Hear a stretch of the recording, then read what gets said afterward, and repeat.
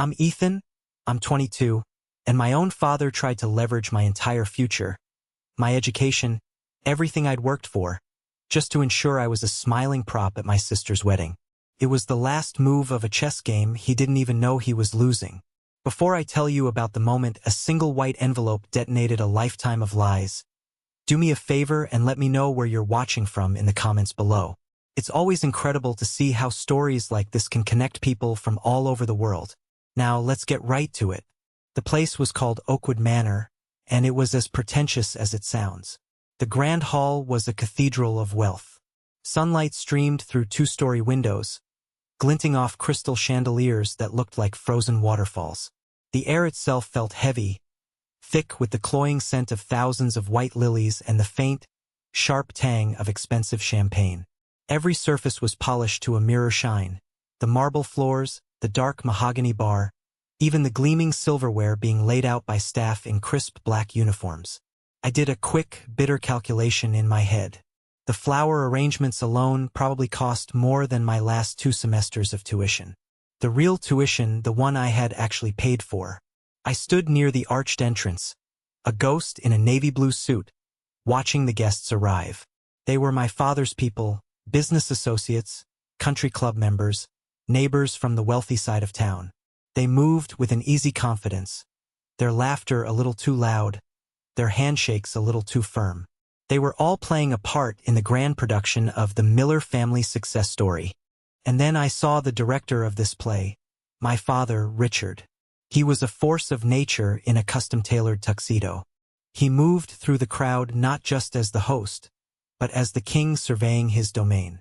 A booming laugh here, a firm clap on the back there. His smile was a brilliant, predatory thing, all teeth and no warmth. When his eyes finally landed on me, that brilliant smile faltered, tightening at the edges like a rubber band stretched too thin. He broke away from a conversation and strode towards me, his patent leather shoes clicking an aggressive rhythm against the marble. It was the sound of an impending lecture. "Ethan, you made it," he said, his voice low and laced with menace. "For a minute there, I thought you were going to choose to be stupid. I kept my hands in my pockets to stop them from shaking.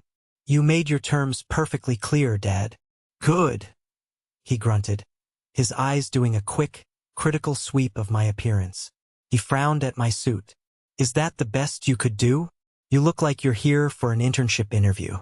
Now, for God's sake, try to look like you belong here. Mingle. Your mother is already on edge. The last thing she needs is you moping in a corner, embarrassing us." He reached out to aggressively adjust my tie, a gesture of ownership, not affection. I took a half step back, causing his hand to fall away. "Don't." His eyes, the same shade of blue as mine but colder, narrowed into slits. The mask of the charming host fell away, revealing the tyrant underneath. "What did you just say to me?"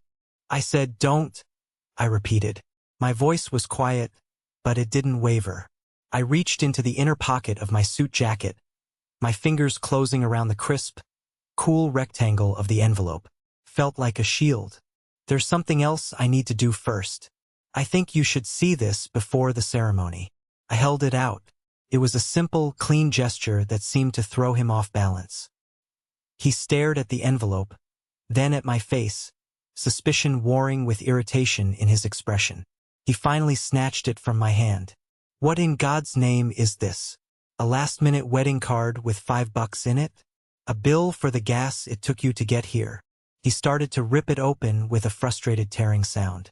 My heart was a drum solo against my ribs, but I forced my expression to remain placid.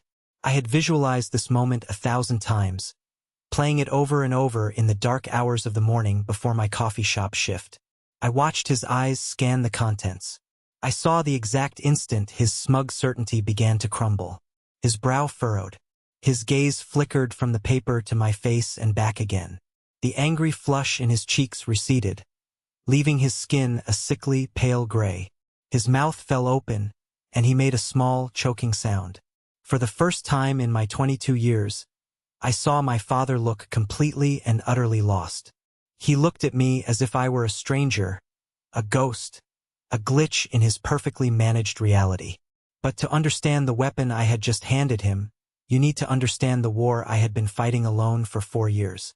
And for that, we have to go back. Back to the phone call that lit the fuse. For weeks before the wedding, my world was a small, cluttered apartment that smelled of stale coffee and microwave ramen. It wasn't much, but it was my bunker, my fortress of solitude.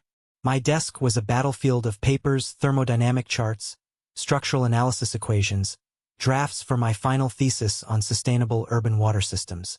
I was in the home stretch, the final, grueling lap of a 4-year marathon. My phone buzzed on the desk, rattling against a half-empty mug. The screen lit up with 2 words that always managed to send a jolt of anxiety through my system. Dad calling. I stared at it, letting it vibrate, the noise an angry insect in the quiet room. Every call from him was a strategic maneuver, a probe to find a weakness, a demand disguised as a conversation. I took a deep breath, the way you do before diving into cold water, and answered. Hello, Ethan. His voice was a cannon blast. No preamble, no how are you. Your mother is planning the seating chart for the wedding, and she tells me you still haven't RSVP'd. What's the problem? I leaned back in my creaky desk chair, the springs groaning in protest. I've been buried in work, Dad. Final projects, my thesis. It was a partial lie. I had already defended my thesis. I had already accepted a job offer. But in their world, I was still the struggling student, a dependent, and it was a useful cover. Don't give me that buried in work garbage, he snapped, the impatience clear in his voice. I worked 60 hours a week while I was your age, and I still made time for family obligations. This is your only sister's wedding. It is a major event. I have clients flying in from Chicago. Your mother's cousin is coming all the way from Florida. This is about family, about our reputation. You will be there. It's not optional. The familiar knot of resentment, a hot, tight ball in my stomach, cinched itself tighter. I don't know if I can make it, I said, my voice strained. It's a long drive and I have shifts at the coffee shop. I can't afford to miss them. I heard a short, derisive laugh from his end. The coffee shop? Ethan, don't be pathetic.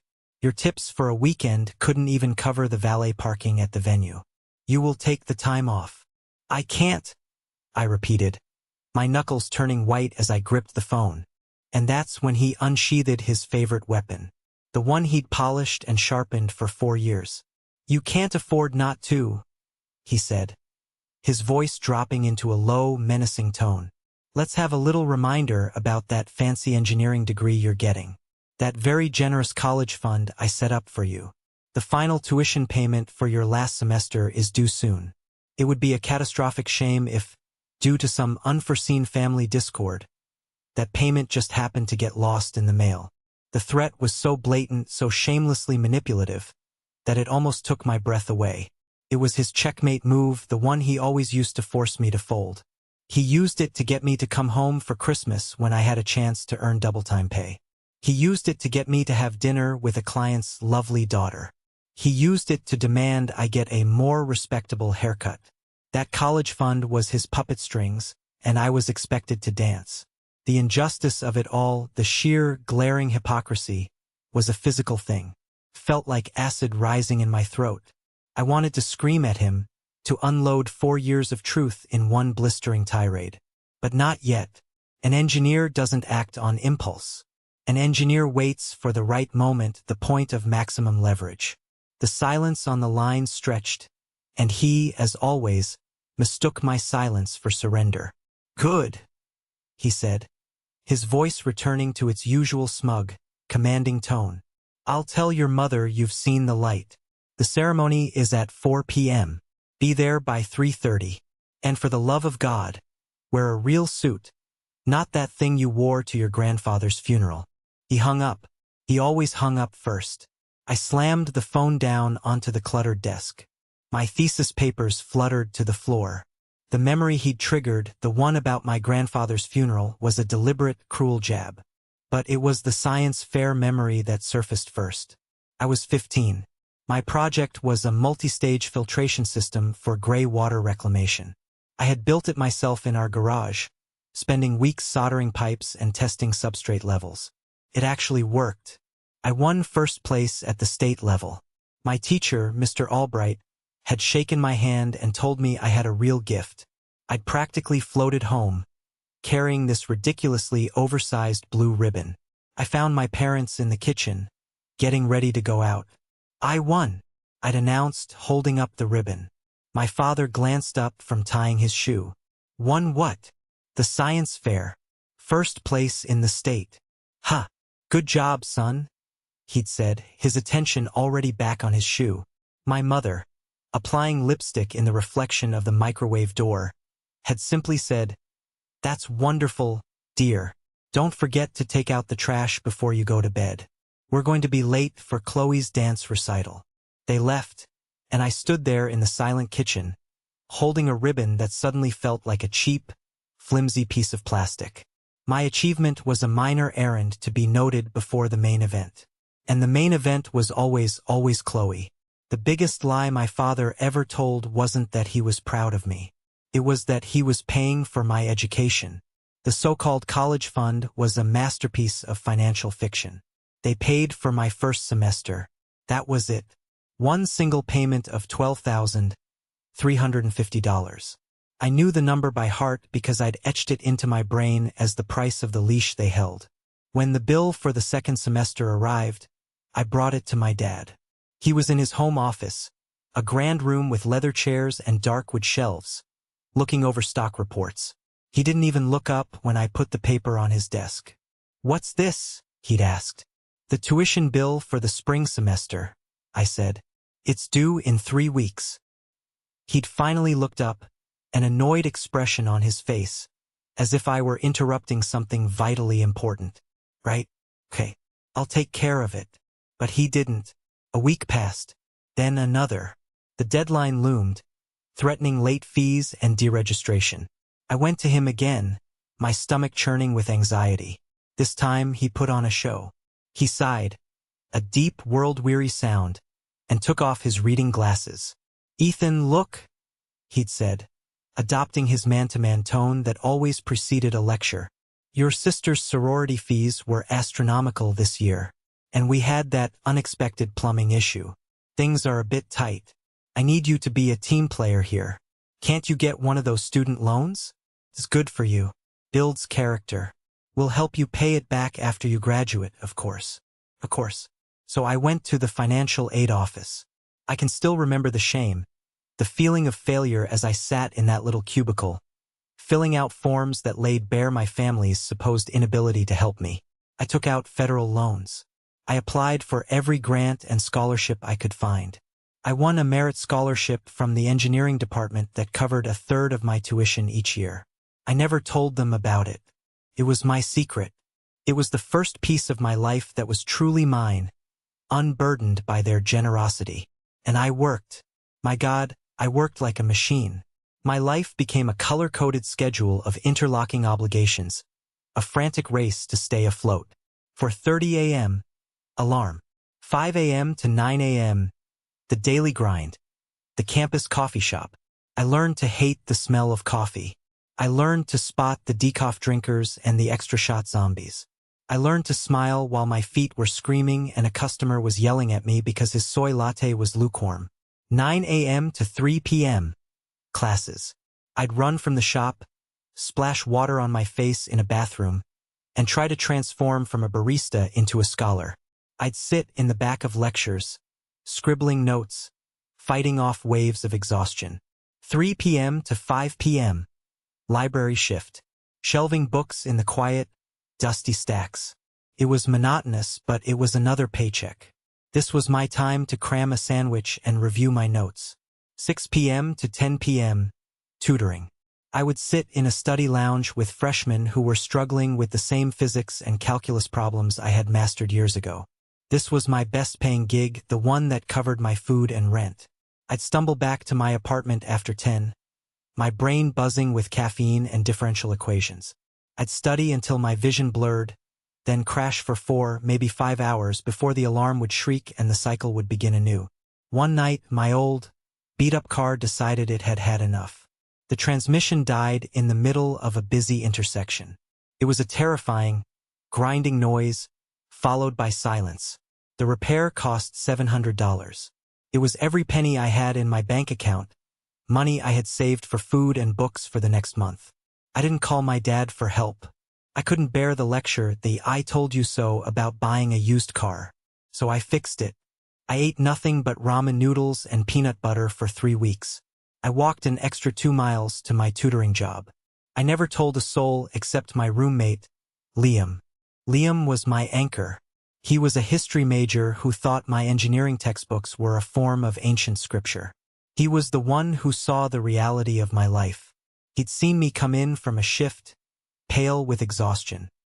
He'd heard the stilted, demanding phone calls from my parents. "This is insane, you know that?" he said after my dad's ultimatum call about the wedding. He was sitting on our lumpy couch, a textbook on the Civil War open on his lap. "It's not just that they're not helping you. It's that they're actively using the help they're not giving as a weapon against you. It's twisted, man. It's like something out of a Dickens novel. It's just the way they are." I mumbled, a weak defense I'd used my whole life. "No," Liam said, closing his book and looking me straight in the eye. "It's not just the way they are. It's wrong. And you're graduating. You have that job offer. You don't have to play their game anymore. You hold all the cards now, Ethan. You just have to decide when to play them." He was right. The game was over. It was time to flip the table. The days following that phone call were different. The usual cloud of resentment and anxiety that hung over me had dissipated, replaced by a cold, sharp clarity. My father thought he had delivered a checkmate, but he had actually just exposed his king.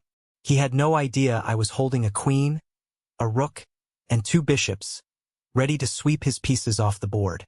My plan wasn't born from a single flash of inspiration. It crystallized slowly, formed from 4 years of quiet calculation. I wasn't going to have a screaming match. That was their style, not mine. I wasn't going to send a bitter, multi-page letter. They'd just dismiss it as youthful drama. My response had to be as cold, hard, and undeniable as a mathematical proof. It had to be a transaction. The next morning, I walked to the University Credit Union. It was a modest, friendly place, a world away from the cold, marble-floored bank where my father kept his accounts and charmed the managers. I knew the tellers here by name. I was a regular, depositing my crumpled cash earnings from the tutoring gigs every Friday. I stood in line, my heart a steady, determined beat. For a second, a flicker of doubt. What if you're making a huge mistake? What if you're destroying your family for good? The thought was a ghost from my past, the voice of the boy who just wanted his dad to be proud of him. Then I remembered my grandfather's funeral 2 years prior. My father had insisted I drive 3 hours home from school in the middle of midterms to be a pallbearer. I'd done it. I'd worn my only suit, the cheap one I'd bought for scholarship interviews. At the reception, my father had pulled me aside, not to thank me, but to berate me. "That suit is an embarrassment, Ethan," he'd hissed. "You look like you're applying for a job at a gas station. You're representing this family. Have some respect." The memory solidified my resolve. This wasn't just about money. It was about respect. When it was my turn, I walked up to Brenda, a teller with kind eyes and a warm smile. "Morning, Ethan," she said. "Another deposit? Something different today, Brenda," I said, my voice calmer than I felt. "I need a cashier's check." "Sure thing," she said, pulling out a form. "Who is it for?" I took a breath. "Richard Miller." Saying his full name felt formal, distant. "Correct. And the amount?" $12,350, I said. The number felt sacred. It was the exact price of my indenture. Brenda's eyebrows raised slightly. It was a lot of money for a college student to be moving around. But she just nodded professionally. "All right, let me just get that processed for you." As I waited, I looked at my account balance on the small screen. Thanks to the signing bonus from Thornberry Systems and months of aggressive saving, the number was solid. It was my foundation, my escape route, my future. Brenda returned with the check. It was a crisp, light blue piece of paper, full of official-looking text. Felt heavier than it should. Felt like a verdict. Back in my apartment, I sat down at my desk. I pushed aside my engineering textbooks and took out a single sheet of heavyweight, cream-colored paper. It was from a box I'd bought for cover letters and resumes. It was the paper of a professional. I uncapped my best pen, the one I reserved for signing important documents. I didn't pour out my heart. I didn't list every slight, every injustice. I stated facts. I built my case, line by line, like an engineer designing a bridge, ensuring every component was sound and could bear the weight of the truth. I wrote, "Dad, enclosed is a cashier's check for $12,350. This is the full and exact amount you paid for my first semester of tuition in the fall of 2021. For the subsequent 4 years, you have consistently and repeatedly used this investment as a tool of coercion. You have threatened my college fund to ensure my compliance on matters both large and small. Consider this notice that your leverage is gone. This debt is repaid in full. Any perceived emotional or familial interest on this loan is hereby canceled by years of your own neglect. My education, my degree, and my future are my own. I earned them. I paid for them through scholarships, loans, and 3 part-time jobs. You have no claim on them, and you have no more power over me. This is the last transaction we will ever have. Ethan." I read it over. It was cold. It was brutal. It was perfect. I folded the letter cleanly, slipped it and the cashier's check into the white envelope, and sealed the flap. I placed it in the top drawer of my desk. It would sit there for the next 4 weeks, a time bomb waiting for the right moment to detonate. If my father was the hammer, my mother was the velvet glove. A few days after his call, she launched her own offensive. It was always a coordinated attack, designed to hit me on 2 fronts: intimidation and guilt. Her name appeared on my phone while I was in the middle of making a sad dinner of scrambled eggs. Her calls were always timed for maximum effect, usually when she knew I'd be tired and vulnerable. I let it ring, steeling myself, then answered with a neutral, "Hey, Mom." "Ethan, darling." Her voice was a symphony of warmth and affection, a tone she usually reserved for her garden club friends. "I was just thinking about you. All alone up there at school. You must be studying so hard." "I'm managing," I said, spooning my eggs onto a plate. "Oh, I'm sure you are. You're so dedicated," she purred. "Your father told me the good news, that you'll be joining us for Chloe's big day. I'm just thrilled to pieces. It means the world to me, you know, to have my whole family together." I stayed silent, letting her spin her web. "It's just so important," she continued, her voice taking on a slightly more serious, confidential tone. "Appearances matter, Ethan. You're old enough to understand that now. We have to present a united front. You know how people talk." She paused for effect. "I was just on the phone with Martha Claremont. You remember her? Her son David went through that awful, very public divorce last year. She said the holidays have been just unbearable ever since. The empty chair at the table. It just breaks a mother's heart. Family should stick together no matter what." The message was crystal clear, wrapped in a gossipy anecdote. "Defy us, and you will be the empty chair. You will be the reason for my broken heart." It was emotional blackmail polished to a high sheen. "And besides," she went on, her voice brightening again as if she hadn't just delivered a veiled threat, "everyone is so excited to see you. I was telling them all how my brilliant son, the engineer, is doing such amazing things. We are just bursting with pride." The word pride from her lips felt like a lie. Pride, to my mother, was a commodity. It was something to be displayed. She wasn't proud of me, the exhausted student juggling jobs and loans. She was proud of the idea of me, the son with the prestigious degree from a good school. I was a talking point, an accessory to her perfect life, just like her new Lexus or her prize-winning roses. "Chloe has been asking about you non-stop," she added. This was another one of her go-to lies. Chloe and I hadn't had a meaningful conversation in months.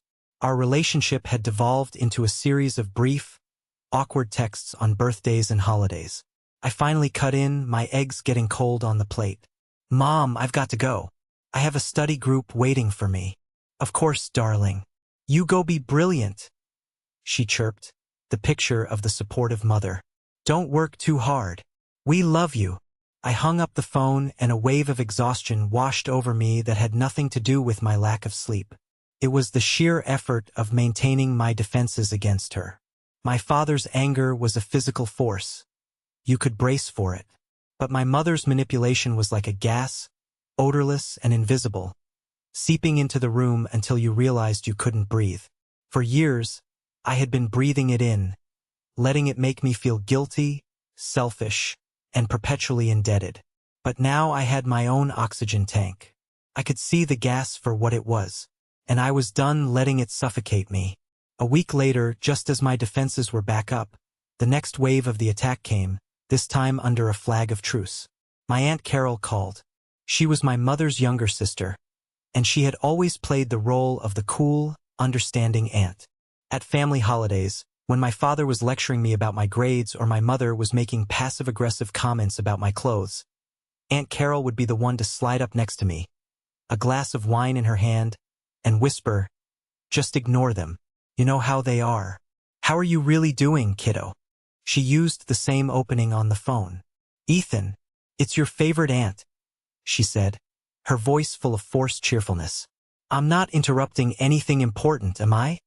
"Hey, Aunt Carol," I said, trying to keep the suspicion out of my voice. "No, just reading." "What's up?" "Oh, nothing much. I was just talking to your mother, and she mentioned you sounded a little stressed on the phone the other day. I just wanted to call and check in. Make sure you're okay." "I'm fine," I said. "Just busy." "I get it," she said, her voice dripping with sympathy. "That engineering program is no joke. And with the wedding coming up, it's a lot of pressure on everyone. Your dad, he's spending a fortune on this wedding. He wants it to be absolutely perfect for his little girl. He's under a lot of stress." There it was, the pivot, reframing my parents as the victims, the ones under pressure. My stress was a footnote. Theirs was the main story. "I'm sure it'll be a great wedding," I said noncommittally. "I know things can be complicated between you and your dad," she continued, lowering her voice as if sharing a deep secret. "He's a difficult man, but his heart is in the right place, Ethan. All that tough talk, it's just his way of showing he cares.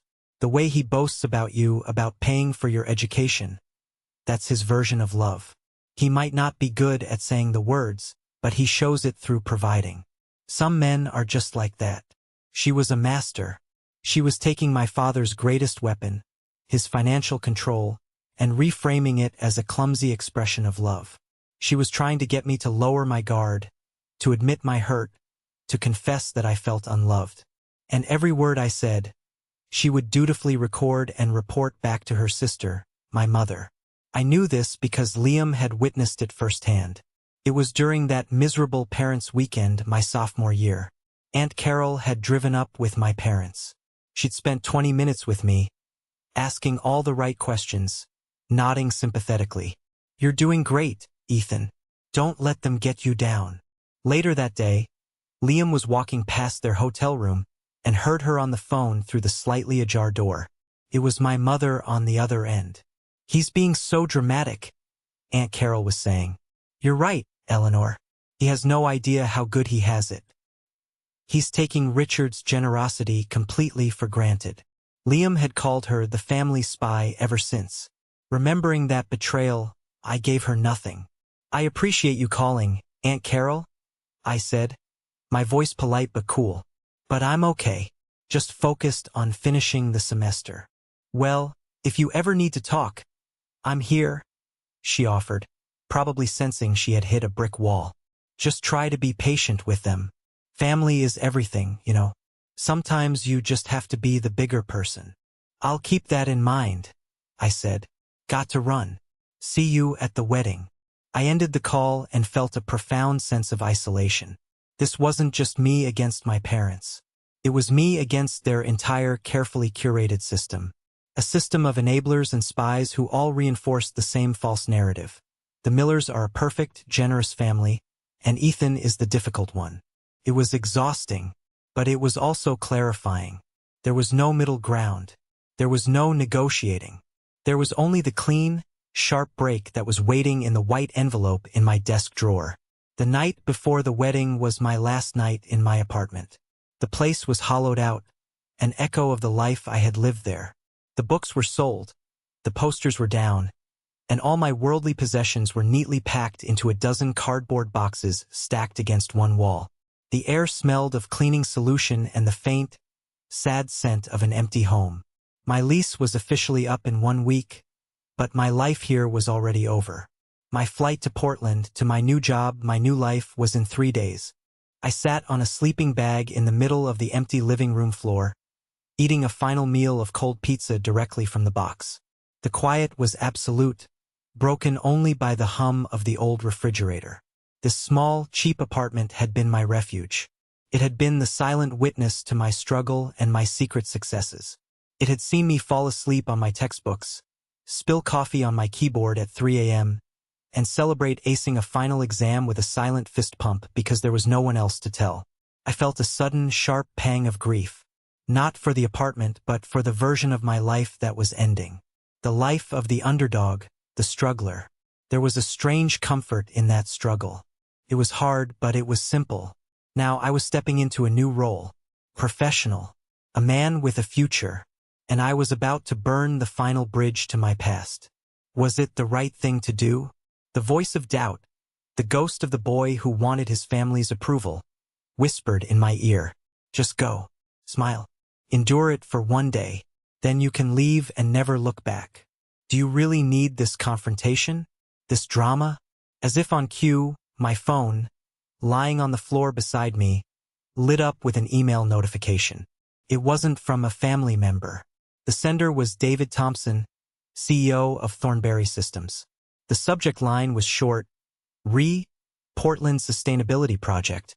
Your proposal. My heart hammered. This was the big one. The project I was hired for. I had sent him a preliminary proposal a week earlier, a bold, slightly unconventional idea I had developed for my senior thesis. I had been terrified it was too audacious for a new hire. I opened the email. It was even shorter than the subject line. "Ethan, I've just finished a thorough review of your proposal for the rainwater reclamation system. It's not just good, it's groundbreaking. Your use of tiered biofiltration is a paradigm shift. It's more efficient, more scalable, and frankly, more elegant than the approach my senior team developed over 6 months. This is exactly the kind of innovative thinking I was hoping you'd bring to the firm. I'm attaching some preliminary budget documents. Start familiarizing yourself with them. When you get here on Monday, we're going to hit the ground running. I'm putting you at the head of the reclamation design team. Welcome to Thornberry, son. You've earned it. Best, David Thompson."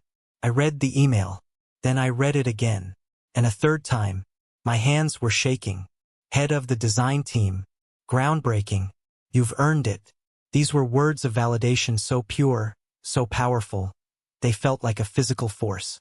This was the respect, the recognition for my hard work and my intellect that I had starved for my entire life.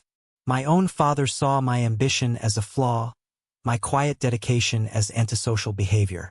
But this man, this stranger, this respected leader in my chosen field, saw it as a strength. He saw me.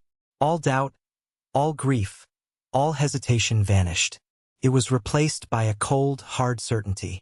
To go to that wedding and play their game would be a betrayal of the man David Thompson had just recognized. It would be an insult to the person I had fought so hard to become. I stood up, my body buzzing with a new kind of energy. I threw the empty pizza box into the recycling bin. I walked over to the closet and pulled out the suit I had bought with my internship money. It was a simple, well-made Navy suit. It was the armor of a professional. My armor. Tomorrow, I wasn't going to a family obligation. I was going to a hostile takeover of my own life. And I was going to win. The 2-hour drive to Oakwood Manor felt like a journey to a foreign country. I left behind the familiar, gritty landscape of my college town and entered the manicured, unreal world of the wealthy suburbs. Everything was green, pristine, and quiet. It was the kind of quiet that costs a lot of money. When I turned onto the long, winding driveway of the manor, lined with oak trees that were probably older than the country itself. The feeling of unreality intensified. This wasn't a place for real people, it was a movie set, a stage built for a very expensive play. I parked my 2012 Honda Civic, with its faded paint and a persistent dent in the passenger side door, in a line of gleaming German luxury cars. It looked like a donkey in a row of thoroughbreds. I didn't care. I got out, straightened my tie, and felt the solid weight of the envelope in my jacket pocket. It was a comforting presence, a secret weapon. Walking through the massive oak doors into the grand hall was like stepping into a force field of money and expectation. The scent of lilies was a physical assault on the senses. The murmur of polite, meaningless chatter was a low hum beneath the soaring ceilings. I felt dozens of eyes flick over me, appraising, categorizing, and, I was sure, dismissing me. My father's cousin, Susan, a woman with a face so tight from plastic surgery she looked perpetually surprised, was the first to intercept me. She floated over, enveloped me in a cloud of cloying Chanel perfume, and planted 2 dry, precise air kisses near my cheeks. "Ethan, darling," she cooed, her eyes doing a rapid, condescending scan of my suit. "We were all so worried you wouldn't make it." Your mother was beside herself. "I'm here," I said, my voice flat. "Yes, well, better late than never," she said with a tight smile, already looking past me, her eyes scanning the room for a more important guest. "Do try to enjoy yourself. It's a party, after all." A few minutes later, my Uncle Bob, my dad's brother and business partner, cornered me by the bar. He was a large, red-faced man who always smelled of cigars and self-satisfaction. He clapped me on the shoulder hard enough to make me stumble. "Ethan, there he is. The boy genius," he boomed, his voice dripping with sarcasm. "Still messing around with those textbooks? When are you going to finish up and get a real job?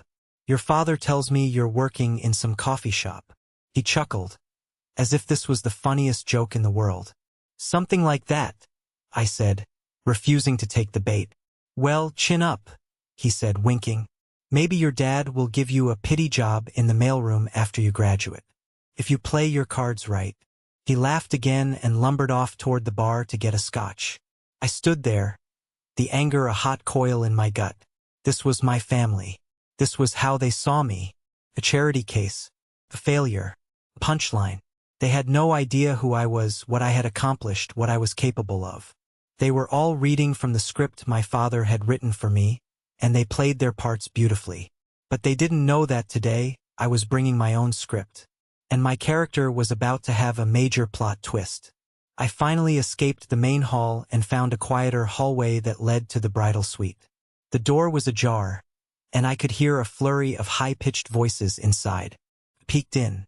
It was a scene of controlled chaos. Bridesmaids in identical seafoam green dresses were flitting about, adjusting straps and touching up makeup.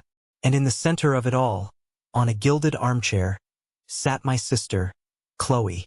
She was stunning. The wedding dress was an elaborate creation of satin and lace that must have cost a fortune. Her hair was swept up in a complex arrangement of curls and pearls.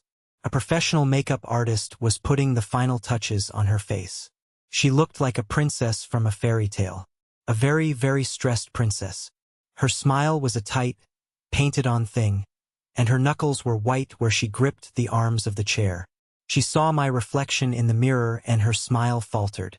"Ethan, you're here." "I'm here," I confirmed, stepping into the room. The room's temperature seemed to drop by 10 degrees. Her bridesmaids fell silent, their eyes flicking between us.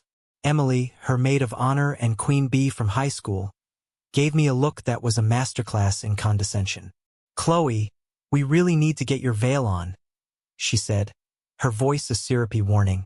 Chloe ignored her for a moment, her eyes doing a critical sweep of my suit. "Is that really what you're wearing?" she asked, a slight frown creasing her perfectly powdered forehead. "It's a little underwhelming, don't you think? Mom is going to have a fit." It wasn't intended as a deep insult. It was just a statement of fact from her universe. A universe where underwhelming was a cardinal sin. It's clean, it fits, and it's paid for, I said with a shrug that I knew would annoy her. Whatever, she sighed, her attention already drifting. Just try to look happy in the family photos, okay? For me, today is supposed to be perfect. Just then, a man I recognized from photos stepped into the room. Mark, the groom. He was wearing a sharp tuxedo, but his expression was as tense as Chloe's. He walked over to her and put a gentle hand on her shoulder. Hey, you doing okay? She leaned into his touch, her facade cracking for just a second. I'm so nervous, she whispered. Mark's eyes met mine over her head. He gave me a small, tired nod. You must be Ethan, he said, walking over and extending a hand. Mark, it's nice to finally meet you properly. I shook his hand.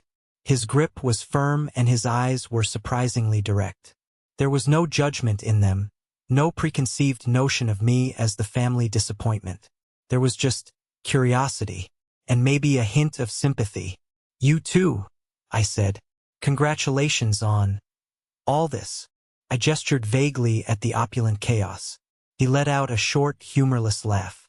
Yeah, it's a lot. He lowered his voice slightly.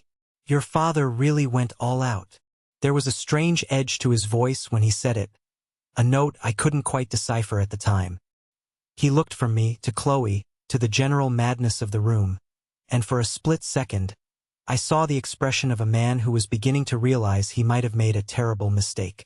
The moment was broken by the arrival of the man himself. My father appeared in the doorway, his face a thundercloud. Chloe, the photographer is waiting. It's almost time. His eyes locked onto me.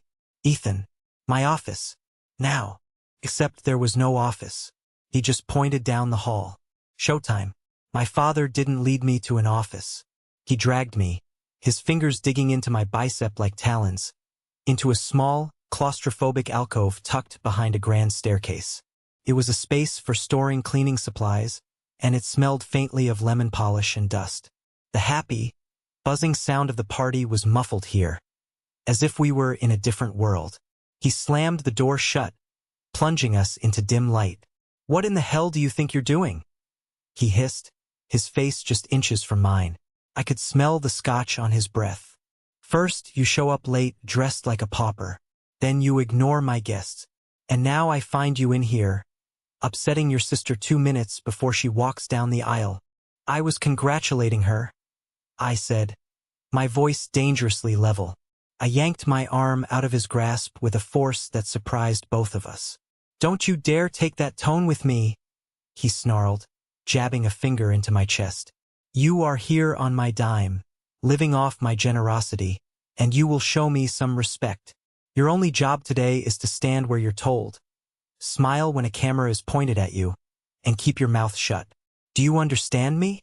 I looked at him, the flushed face, the bulging vein in his temple, the sheer, unadulterated rage of a man whose absolute control was being questioned. And I felt nothing, no fear, no intimidation, just a profound, weary pity. He was a king screaming in an empty castle.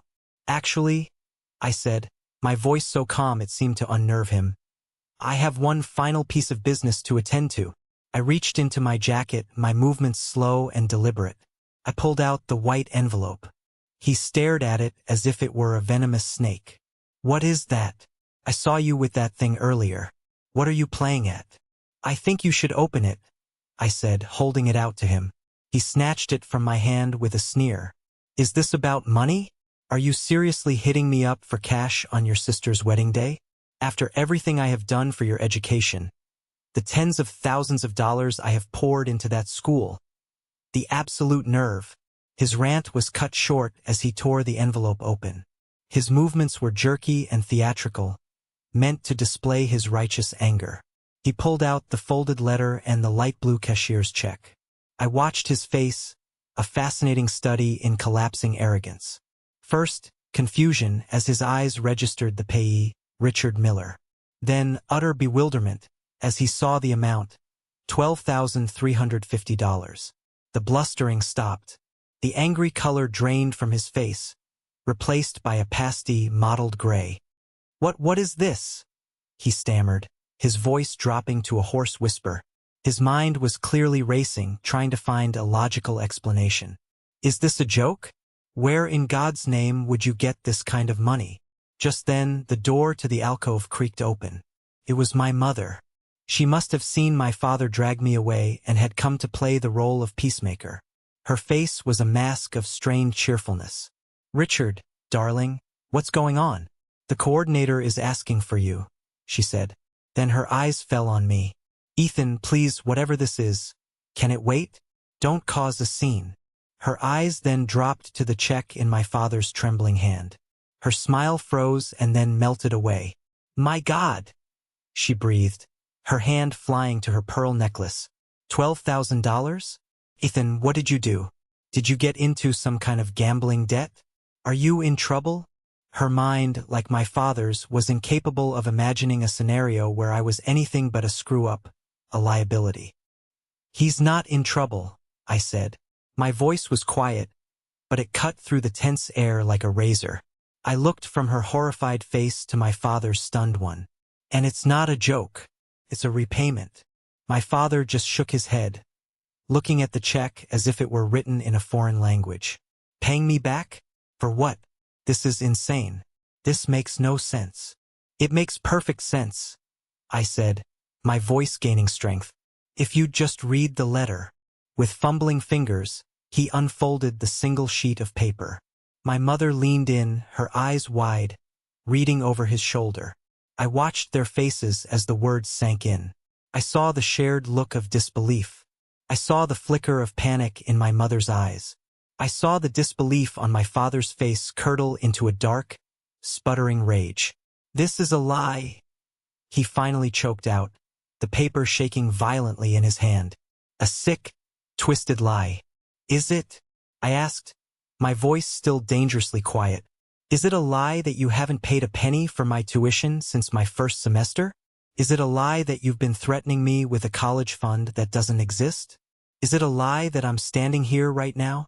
And then, I delivered the rest of my proof. The parts one hadn't written down. The parts that would serve as the final, irrefutable evidence that their reign was over. That check?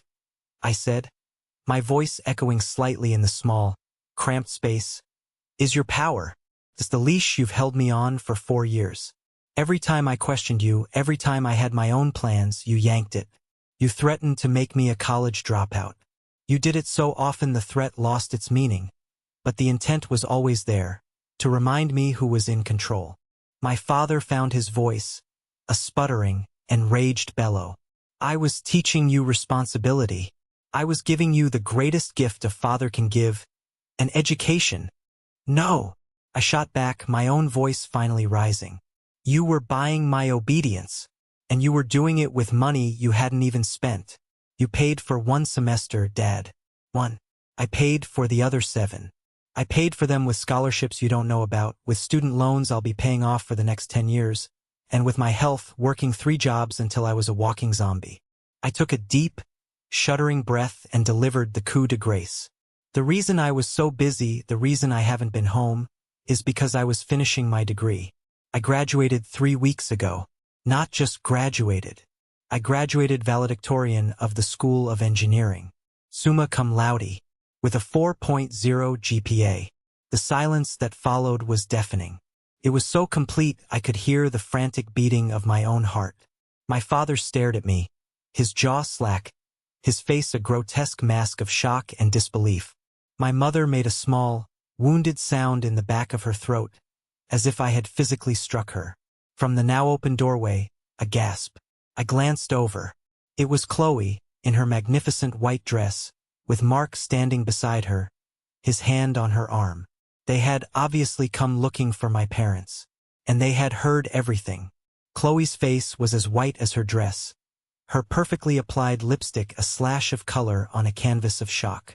And as for where I got the money for that check, I said, turning my attention back to my father, my voice dropping back to a cold, hard nail of a sound. I got it from my signing bonus. I start my job on Monday, a real job, at Thornberry Systems, one of the top environmental engineering firms in the country. My starting salary is well into the 6 figures. So you see, your threats are meaningless. Your power is an illusion. You have nothing left to hold over my head. The game is over. I'm done. I looked from my father's shattered expression to my mother's tear-streaked face. You wanted me here today to complete the family portrait. The successful father, the elegant mother, the perfect daughter, and the struggling son you so generously support. But the portrait is a lie. This family is a lie. And I will not be a prop in it for one more second. My father finally seemed to reboot, his shock replaced by a desperate, sputtering rage. You ungrateful little bastard. Ungrateful. I laughed, and it was a raw, ugly sound. What exactly should I be grateful for? The lies? The manipulation? The years you made me feel like I was a burden? A disappointment? A problem that needed to be managed? No, I'm not ungrateful. I'm just done. I looked past their stricken faces to my sister. Her eyes were filled with a dawning, horrified understanding. For the first time in our lives, the wall between the golden child and the scapegoat had crumbled. I turned my back on them. I walked out of the alcove, past my stunned sister and her husband, and back into the grand hall.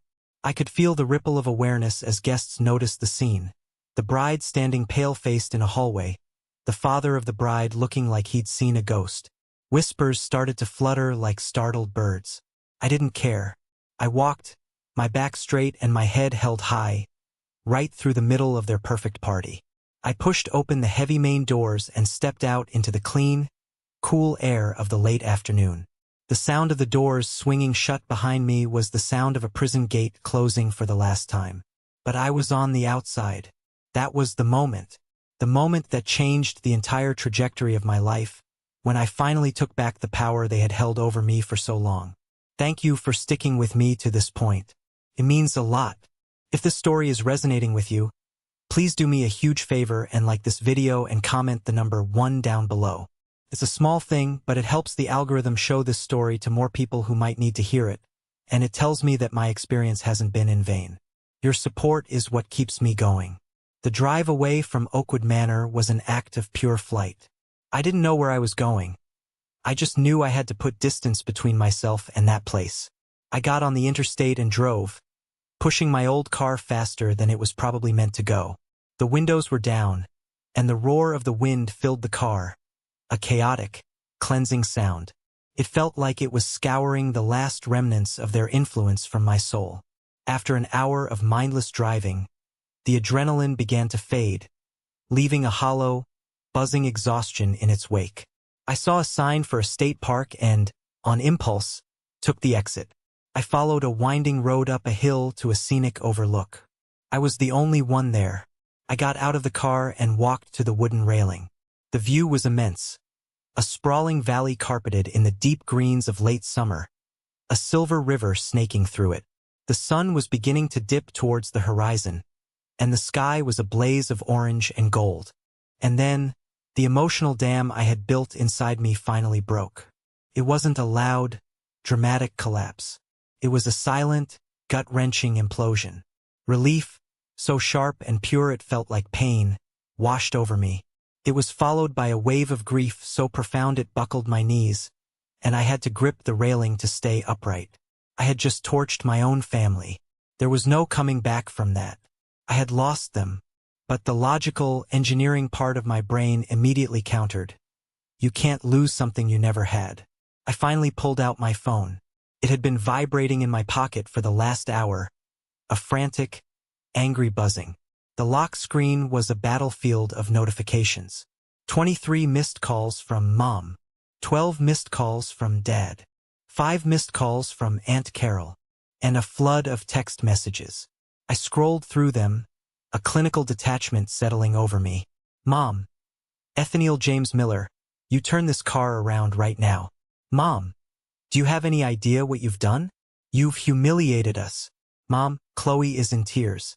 Her entire wedding day is ruined because of your selfishness. Mom, I cannot believe, after everything we have given you, this is how you repay us. Mom, you have broken your mother's heart. I hope you're happy. Dad, you made a very big mistake today. Dad, Don't you ever think you can come crawling back to me for anything? Dad, you think you're a big shot with your little job? You're nothing without this family. Dad, you are no longer my son. Aunt Carol, Ethan, honey, please call me. Your mother is hysterical. Whatever happened, we can fix it. Please don't do this to your family. I read every single word. A year ago, these messages would have destroyed me. They would have fed every insecurity, every fear I had about being unlovable and ungrateful. But now, they were just noise, the desperate, flailing attacks of a regime that had been overthrown. Their weapons were useless against me now. Calmly, methodically, I went through my contacts. I found my mother's entry. I pressed the block this caller button. A small, simple action with immense consequences. I did the same for my father, for Aunt Carol, for Aunt Susan, for my Uncle Bob. One by one, I severed the connections, cauterizing the wounds. When I was finished, I turned the phone off completely. The silence that filled the car was no longer empty. It was peaceful. It was mine. I sat in my car and watched the sun set until the sky was a bruised purple, dotted with the first stars. I was alone, in a strange place, with a future that was a complete unknown, and I had never felt more at home. 2 days later, I was in the final stages of clearing out my apartment. The place echoed with every footstep. Most of the boxes were already stacked by the door, ready for the movers I'd hired with my own money. I was taping up the last box, full of old photos and sentimental junk I couldn't bring myself to throw away, when there was a sharp, hesitant knock on the door. I froze. It couldn't be my parents. I was sure they didn't know exactly which apartment was mine. Liam was still out of town. I walked to the door and looked through the peephole. My stomach did a slow, sick lurch. It was Chloe, and standing a few steps behind her, looking like he would rather be anywhere else on earth, was her new husband, Mark. I opened the door. Chloe didn't say hello. She pushed past me into the barren living room, her eyes, puffy and red-rimmed, darting around at the boxes. She was wearing an oversized hoodie and yoga pants. The fairy tale princess was gone, replaced by a tired, angry-looking young woman. "So you're really doing it," she said, her voice a raw whisper. "You're just running away." "I'm not running away, Chloe," I said, leaning against the doorframe. "I'm moving. It's been planned for months." "Don't you dare play innocent with me," she suddenly screamed, whirling to face me, her hands clenched into fists. "You blew up our family. You destroyed my wedding. My one perfect day. Do you have any idea what that was like? Mom crying so hard she had to be sedated. Dad just disappeared. He didn't even come to the reception. He just sat in the car for 3 hours. You did that. All for what? To make some kind of dramatic point." Mark took a step forward, placing a hand on her arm. "Chloe, let's just calm down." "No," she shrugged him off. "I want to hear him say it. I want him to look me in the eye and explain why he hated me enough to ruin my wedding." I looked at her, at the genuine pain and confusion in her eyes, and I realized that, in her world, this really was about her. She had been the sun in our family's solar system for so long that she couldn't comprehend an event that didn't revolve around her. I didn't yell back. I just spoke the truth, my voice tired but firm. "This was never about your wedding, Chloe, and it was never about hating you. It was about me. It was about my life." And then I told her everything, not the angry, condensed version from the alcove, but the long, grinding, exhausting story. I told her about the 4:30 a.m. alarms, the smell of burnt coffee, the transmission on my car dying, the nights I'd get 4 hours of sleep before an exam. I told her about the lies Dad told, about the constant threats, the emotional blackmail from Mom. She listened, her anger slowly deflating, replaced by a dawning, horrified disbelief. "But that's not possible," she stammered when I finished. "Dad, he always complained about your tuition. He showed me the bank statements once, the big withdrawals for your school expenses. Did you ever see where the money went?" I asked gently. "Or did you just see a withdrawal?" I realized then the depth of his deception. He was likely moving money around, creating a paper trail to support his fiction. "And you graduated?" she whispered, her voice barely audible. "Valedictorian." "I did," I said. I tried to tell them. The call lasted less than a minute before Mom changed the subject to your wedding registry. The fight completely abandoned her. She sank down onto a cardboard box, wrapping her arms around herself. "I didn't know," she said, tears welling in her eyes again. But this time they weren't tears of anger. They were tears of shame. "I swear, Ethan, I had no idea. I thought you were just struggling. I thought you were angry at me for having it easier." "I wasn't angry at you, Chloe," I said, and it was the truest thing I'd said all day. I was angry at them for making it a competition, for making you the winner and me the loser before the game even started. She looked up at me, her face a mess of confusion and dawning guilt. "Why didn't you ever say anything? Why didn't you ever tell me?" The question was honest, and it deserved an honest answer. Because I was tired of fighting for a spot in a family that had already decided I didn't have one. Mark, who had been silent the entire time, finally spoke. "He shouldn't have had to," he said quietly, looking at his wife. "He shouldn't have had to beg to be seen." Chloe flinched, but she didn't argue. She just sat on the box and cried. The move to Portland was a baptism. I left behind the humid, heavy air of my old life and stepped into the cool, clean atmosphere of the Pacific Northwest. For the first few weeks, I felt like an undercover agent. I kept waiting for the other shoe to drop, for a call, a text, a sign that my old life was going to drag me back. But there was nothing, just a profound, healing silence. My new life was defined by work. Thornberry Systems wasn't just a job. It was a meritocracy. Your last name didn't matter, your father's connections didn't matter. All that mattered was the quality of your ideas and the integrity of your work. And for the first time in my life, I was in an environment where I could succeed just by being myself. The Portland Sustainability Project was an engineer's dream. It was a massive, complex puzzle, and I was given a significant piece of it to solve. As the new head of the reclamation design team, I was leading a small group of brilliant, dedicated people. There was Sarah, a veteran hydrologist with 20 years of experience who treated me not as a kid, but as a colleague. There was Ben, a competitive but fair structural engineer who pushed me to defend every one of my calculations. We weren't just co-workers, we were a team. We would have long, intense whiteboard sessions, arguing passionately about flow rates and material stress tolerances. And afterwards, we'd all go out for beers at a local brewery and argue passionately about sports or movies. It was a revelation. This was what a healthy, functional group of people looked like. There was respect, collaboration, and a shared sense of purpose. It was a family of a sort, a professional family that I had chosen, and that had chosen me. This new sense of belonging made me bolder. My work became more innovative. I was no longer afraid of being shot down. My ideas were met with critical analysis, not dismissive contempt. About 3 months in, our team had a major breakthrough.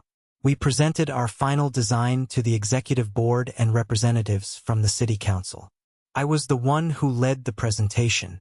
I stood at the front of that polished boardroom, in front of the CEO and a dozen powerful, intimidating people, and I felt calm. I knew my work was solid. I had done the calculations. I had run the simulations. I had built the case. When I finished, there was a long silence. Then David Thompson, the CEO, stood up. "Ladies and gentlemen," he said, addressing the room but looking at me, "what you've just seen is the future. This design is not just an improvement on the current system. It's a revolution. It's more efficient, it's cheaper to implement, and it will set a new national standard for urban sustainability." He turned to me. "Ethan, when I hired you, I saw potential. I was wrong.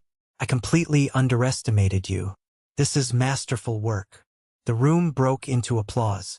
It wasn't polite, obligatory applause. It was genuine. It was a chorus of respect. And in that moment, I felt a sense of pride so deep and so pure, it almost brought me to my knees. It was a feeling I had spent my entire childhood chasing and never finding. It wasn't given to me. It wasn't a gift. It was something I had built from the ground up with my own mind and my own two hands. After the meeting, Mr. Thompson pulled me aside. "Ethan," he said, a wide grin on his face. "That promotion we talked about? Consider it effective immediately. You're no longer the junior project lead. You're the project manager. The whole reclamation division is yours to run. Your new salary will reflect that. We'll get the paperwork sorted tomorrow." I was stunned. "Sir, thank you." "Don't thank me," he said, clapping me on the shoulder. "You earned it. Now go celebrate with your team." I walked out of that boardroom feeling 10 feet tall. I had a team. I had a promotion. I had a purpose. I had a life that was completely and utterly mine. A few weeks after my big promotion, I received an email from Mark. The subject line was simple: "Something you should know." My heart gave a little lurch. I still associated any communication from back home with impending drama. "Ethan, I hope this email finds you well. Chloe has been keeping me updated on your success at work. Seriously, man, congratulations. It's amazing to see. I'm writing for a difficult reason. I've been debating whether to tell you this, but Chloe and I agreed that you have a right to the whole truth. Keeping you in the dark is what your parents did, and we don't want to repeat that cycle. Things here have completely unraveled. Your dad's business has officially gone bankrupt. The creditors are circling. It turns out he wasn't just having a tough year. He's been functionally insolvent for the last 5 years. The whole thing was a sham. The lavish lifestyle, the country club, the new cars. It was all funded by a mountain of debt. He took out a second mortgage on the house years ago. He maxed out dozens of credit cards. He even borrowed against his employees' pension fund, which is apparently highly illegal, and there might be a lawyer getting involved from their side. The wedding was his last, desperate gamble. He thought he could land a big investment from one of the guests to bail himself out. It didn't happen. The $20,000 I loaned him was just a drop in an ocean of debt.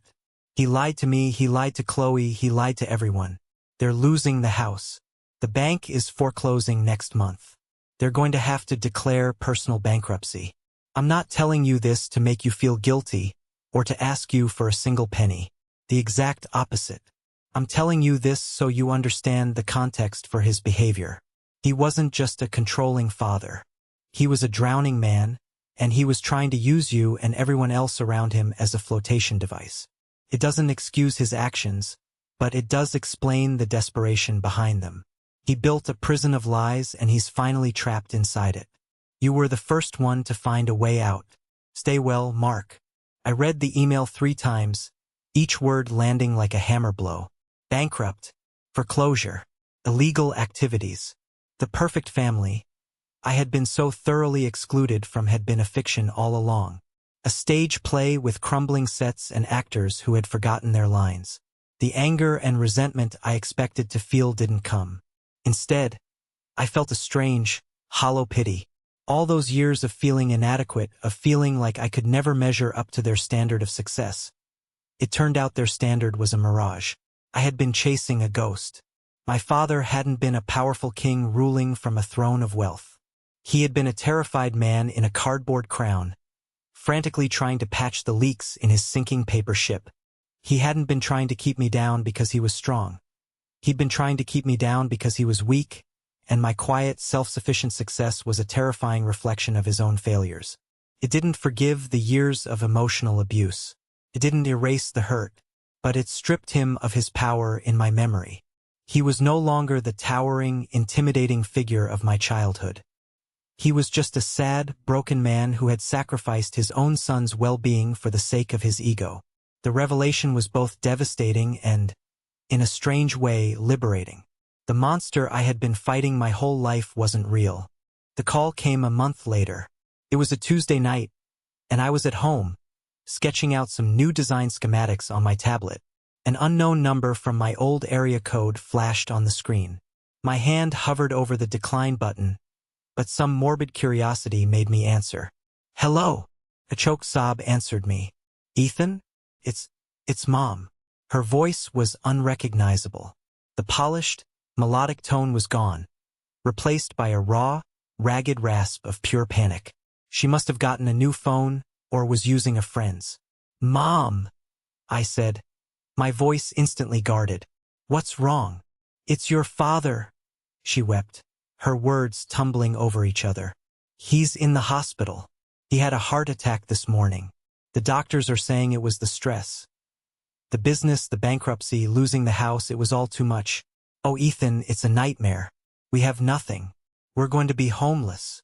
I closed my eyes and leaned my head back against the couch. This was it. The final, desperate move in the game. The guilt bomb. "I'm sorry to hear that he's in the hospital," I said, choosing my words carefully. "I hope he makes a full recovery." "A full recovery to what?"